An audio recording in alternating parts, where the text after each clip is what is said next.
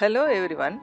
Let us see the way of managing subluxated traumatic cataract with shrunken capsule in a pediatric patient. This is a 13-year-old boy doing 8th grade of schooling who is an active football player. Unfortunately, he sustained injury over his right eye while playing with an air pistol. He underwent lid tear repair in a local hospital and presented to us 1 month post-trauma when he appreciated more deterioration of vision.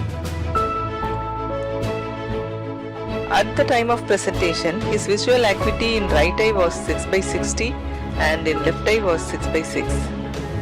Anterior segment examination showed subluxated lens with fibrosed shrunken anterior capsule, and fundus examination revealed resolving Berlin's edema in right eye. Now, the options are to place the IOL in the bag or removing the lens in toto and go for scleral fixation or iris fixation IOL. But these procedures carry high chances of need for vitreous handling. When such a forceful trauma has not disturbed his vitreous, then we thought, why should we disturb? So we opted in the bag IOL as our first choice of procedure and having the other two as an alternate options. We all know it is highly challenging to create intact rexus in this kind of fibrosed anterior capsule. Let us see how it is handled. To start with, clear portion of the capsule is pierced with needle and tried to pull using rexus forceps. But it doesn't seem to work. So what next? Yes, another nick is made close to the tunnel with the needle and Vanna scissors is used to cut the capsule open. Again, when it reaches the other end of the lens, Vanna scissors cannot help further.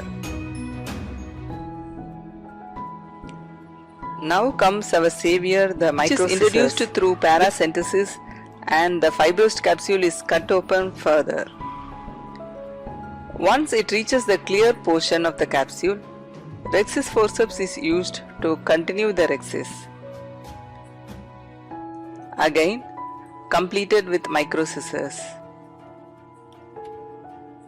Now the surgeon feels that the rexus is complete, but it is actually not.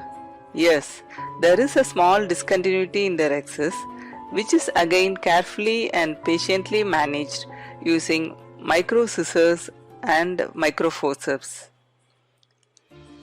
Ultimately, capsular opening with intact margin is achieved.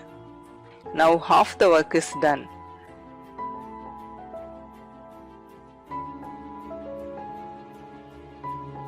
Now coming to the second part, that is to fix the bag to the sclera, a reverse scleral pocket is made.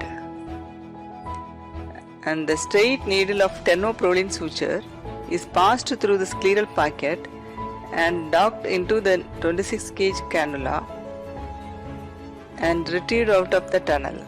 After threading the needle through eyelet of capsular tension segment, it is taken to opposite paracentesis and reversed. This is just to switch over the needle to right hand of the surgeon for easy docking of the needle into 26 gauge cannula to take it out of the scleral pocket. Now CTR is being introduced through opposite side port. As we note, the bag is dipping down at the site of subluxation. The assistant stabilizes the bag by gently pulling the sutures of the CTS. And now the trailing end of CTR is maneuvered into the bag using Sinskey hook while guiding it with blunt-ended chopper. Sutures are retrieved out of the scleral pocket, tied, and knot is buried into the pocket. Thus, now we achieve the well-stitched bag where foldable acrylic IOL is implanted in a well-centered manner. Post-operatively, his unaided visual acuity was 6/6 and he was delighted to be back into his studies and sports again. To conclude, let me summarize the different methods shown in this video. Rhexis in the fibrosed portion was managed using microscissors. For burying the knots, reverse scleral pocket, that is modified Hoffman pocket, is made, which is easier than raising scleral flap and also easier than making original Hoffman pocket. While introducing CTR, capsular tension segment is used to stabilize the bag rather than capsule hooks, which will require multiple paracentesis. For easy docking of needle, technique of switching needle to right hand through opposite paracentesis is demonstrated.